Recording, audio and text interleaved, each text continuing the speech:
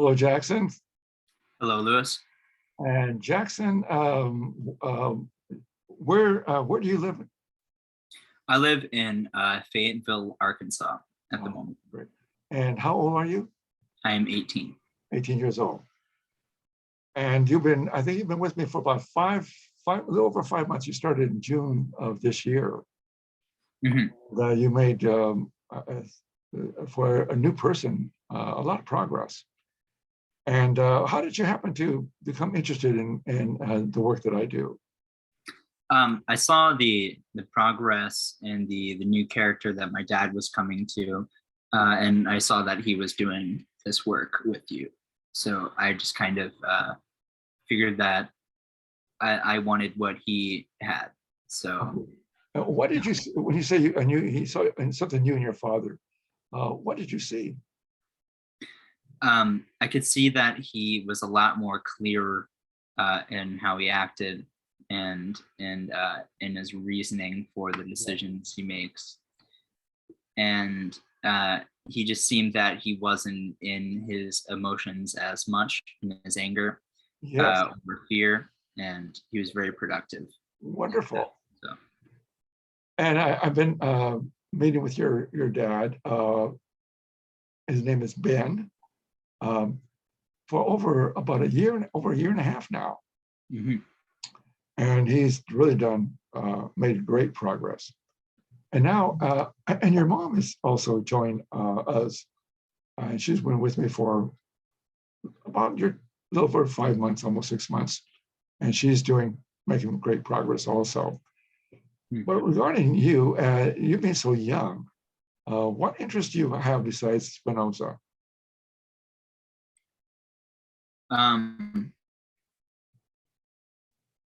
Well, I think that around the time that I decided to do the meetings, I was going through I was in a very lost state. I had just graduated high school and I had just finished my last play in theater, and I was kind of experiencing this depression-like state where I felt very lost. And I could see that on the contrary to that the people I knew that were doing this work, like my dad, didn't tend to be in that state. And I found that if I started early, I feel that it would just, I guess, set me up for the rest of my life, I guess, you know. But honestly, it's like the main motivation was just seeing my dad do it. And the progress he's made from his angry, emotional state to more of less anger, less emotion, and more thinking. Right. And what do you want for yourself? I really want to come to new patterns of thinking. Because I noticed that I have a lot of patterns of thinking that I've picked up, as does everybody. And I feel like I want to come up with more effective tools and for dealing with my problems, because I don't think that anything really has been so beneficial as this has been. So you find this very beneficial in what way?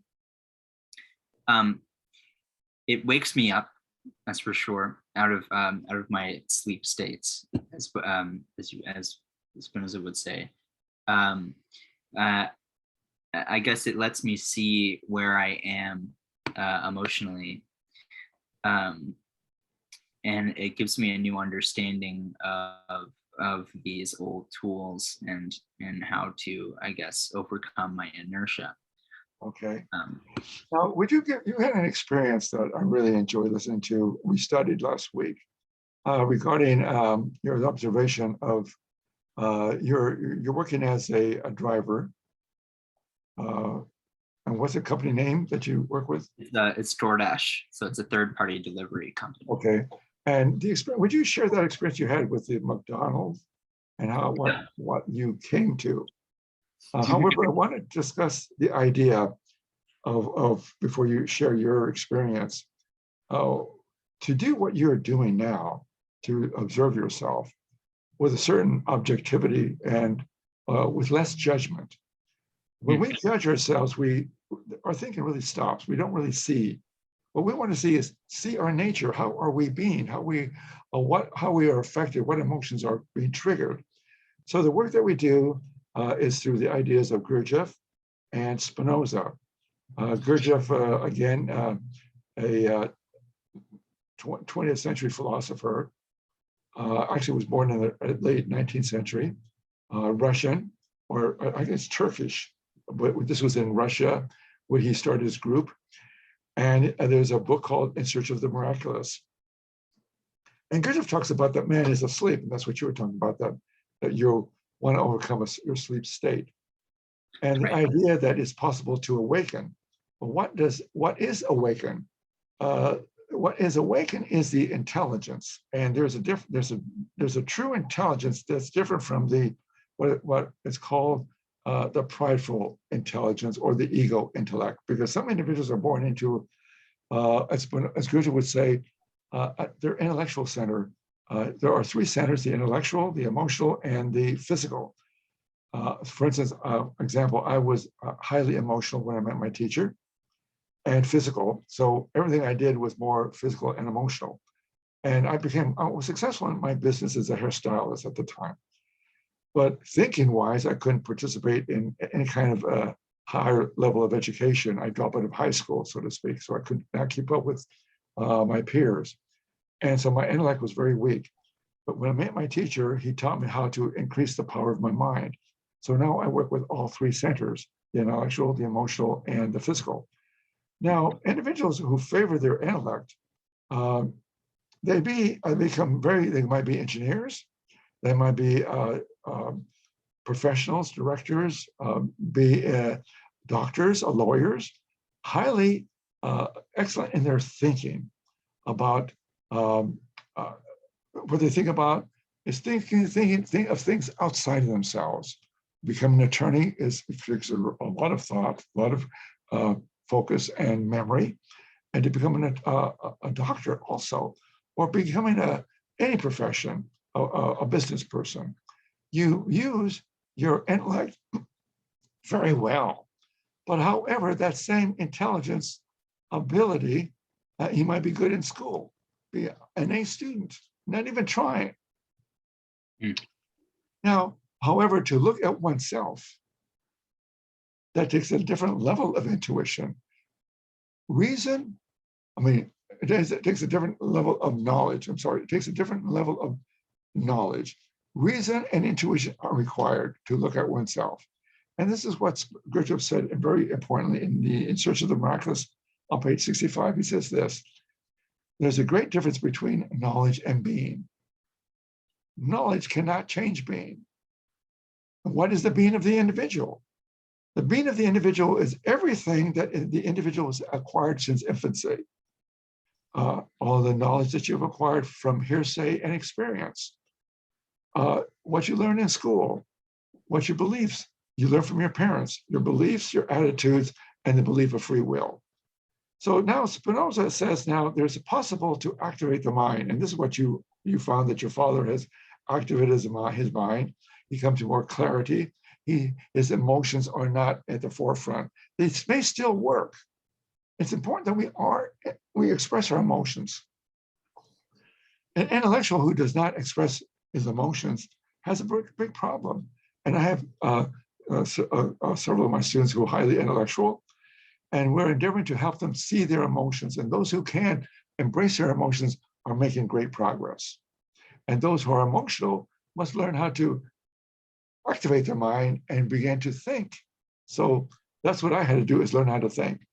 So now the problem that you began to observe about yourself is that tell me the story again. It's very interesting. So this was when I was in Massachusetts. I was working around the Newport area. And I was picking up an order in the drive-through of a McDonald's.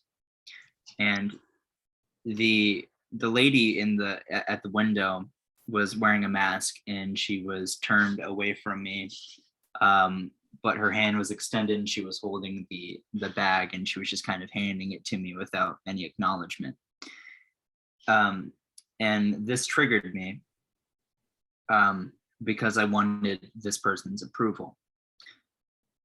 But I didn't address this at the time until I came back and I had another order to pick up from the same McDonald's. And I was in the drive-through, and I felt that feeling again.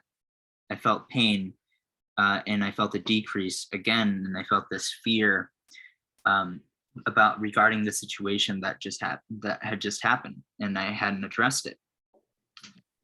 And I started thinking about what you have told me about perception, how sometimes our perception is very weak, and it's not full, and it's not very clear. Because what I came to is that I had the belief that the lady in the drive-through had free will, and that she was deliberately trying to disrespect me by not addressing me in any way. But the second time that I was in the line, I decided that I was going to see what is actually going on, and tried to see if I can perceive a little bit more than I perceived last time, because I could see that my thinking was confused because of my perception and because of the belief in free will. So I went through the drive-through, and this time I wanted to pay a little bit more attention to the lady, to see what is actually going on. And what I perceived is that, first of all, she didn't have a mask on this time, and she was smiling, and she was laughing with some coworkers, and she was actually addressing me. She was handing me the order, and she said, like, "Have a nice day." And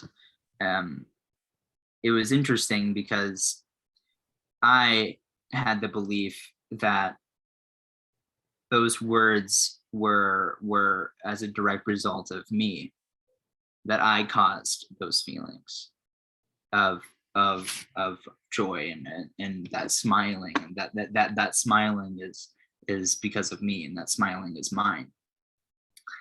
But that really goes to show my ambition that I have, that works within me. I have a strong desire to please individuals, and I also have a strong desire to be acknowledged.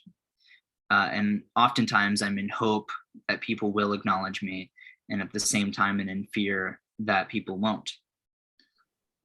And this is what I came to. I mean, this is all that I came to in the just choosing to observe myself in the drive-through.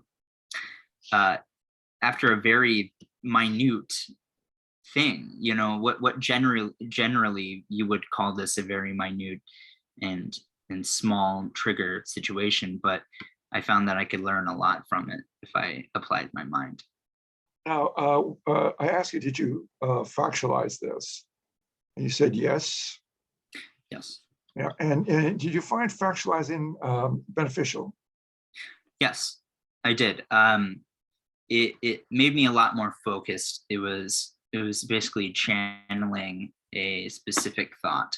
Yeah. So into word, right? Because when it's in my head and it's floating around amongst all these other ideas, but when I'm writing it out, when I'm factualizing it into these clear sentences, it's a lot more easy to look at and digest, and to understand. Now, you're learning about. You found Gurdjieff difficult to follow and read and understand? I would say he's a lot easier than Spinoza. Yeah. But at the same time, yes, it is advanced. Yeah. Ideas. And you find Spinoza difficult? Yes. Okay. But you find also that you're learning. yeah, I also find it very interesting. I Yeah. find that I want to understand what they're saying. And you find a desire to apply your mind to understand Spinoza. Yeah. What do you think of my teacher's book? And this is the book that I recommend that you, those who begin to follow us, yes.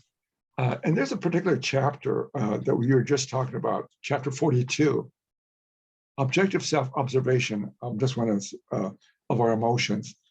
And Spinoza talks about, or my teacher is communicating some ideas here, and this is called, chapter 42, objective self-observation. One of the basic keys to inner freedom is explained in Spinoza in this way. When we are able to come to a clear idea of any passion, anger, fear, greed, ambition, and so on, the passion ceases. Now, the idea is coming to a clear idea. So you're learning from Spinoza, from our study, working with me, the value of your emotions. And you're beginning to learn the definition of anger, or what is anger, the definition of hate, and the pain and desire.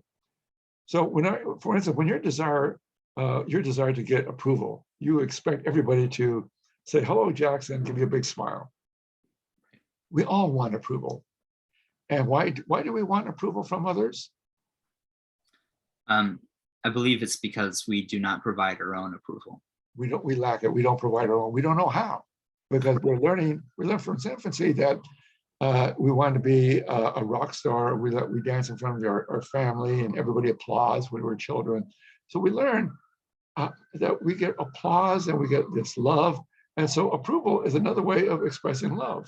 And so we want love. Why? Because we lack self-love, and we want approval from others because we lack self-approval. So the idea of coming to real self-approval is when you begin to do what you are doing, Jaxon, and you'll begin to see, and this self-approval develops a new sense of self. What is it, self? And this is what you talk about your father coming this new character. And now your mother has experienced this also. She's been with me as long as you have, and she's making great progress. And to develop a sense of self, meaning that we don't need so much approval from others. We recognize we're still there, but we're learning what it means to feed ourselves by the effort of what you are doing, observing yourself and taking note. How you are triggered. This experience with the McDonald's and picking up the orders is such a revelation of how you perceive things. And this helps all of us, for those other students who listen to our meetings, and those of the public who begin to get an idea what this is about. It's more than psychotherapy. It has a spiritual connotation to it, because the spirit of the mind, Spinoza says, the spirit of our nature is the mind. It's an awakened part of the mind. And part of this essay is in the chapter 42 in my teacher's book. The title of the book, How to Solve Life's Problems. And there are many essays, many chapters that will just do that, is help us stimulate our mind, our true intelligence, to work on problems. He says this, problems to the mind is similar to problems to the mind is the exercise equipment, similar to the going to the gym, which is the physical, just to strengthen the physical body, is similar to exercises of the mind to stimulate the mind. Now, writing what you observe is a highly successful aid in self-observation, because this activates the mind. The idea of activating the mind, and this is what we want to understand. What is he talking about? Do you have a sense what that means? Yes, I feel like the intelligence is what's asleep. Yes. Yeah, when Gurdjieff talks about how we are asleep most of the time, it's like when we're activating our intelligence, it's like we're bringing it out of us, and we're actually showing that it's there. Most of the time, we're completely unaware that it even exists. Yes. And I think a highly intellectual person may think that they're highly intelligent. However, this level of intelligence goes into pride, and the ego expresses the pride. And most intellectuals, highly intellectuals, feel superior towards others. And what's that smile?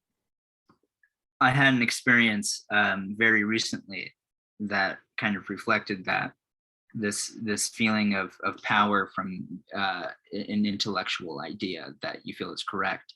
Yeah. If you don't mind. Go So ahead. I hung out with my friend Blake, who is another person who really enjoys music. And I told them something about how I believe that somebody can be not classically trained in any kind of instrument or specifically in singing, and it could still work within the context of some sort of musical project and work well. And I was very proud of that idea. I remember being very proud of his reaction to it. I believe that his agreement to that idea was as a direct result to me. And it was funny because on the way out of Nashville, where I was staying and where I was hanging out with Blake, I found myself randomly thinking about that and then saying that same sentence out loud in the car just to hear it and just to kind of feel that the power that comes with that superficial fact, that he agreed. Okay. Well, yeah, So what you're bringing it is out, very superficial. yeah, what you're bringing out is how we say reflect and remember our victories, and how it gives us a sense of power. Also, we might come up with some very good ideas. However, we don't realize that we're in the past. This is past memory, and we must continue to put in new effort to come to new ideas. So we're going to end this today. Thank you for joining and participating in this recording this, and hopefully we'll do more. Thank you, Jaxon. Have a good day. Thank you, Lewis. Bye-bye. Bye-bye.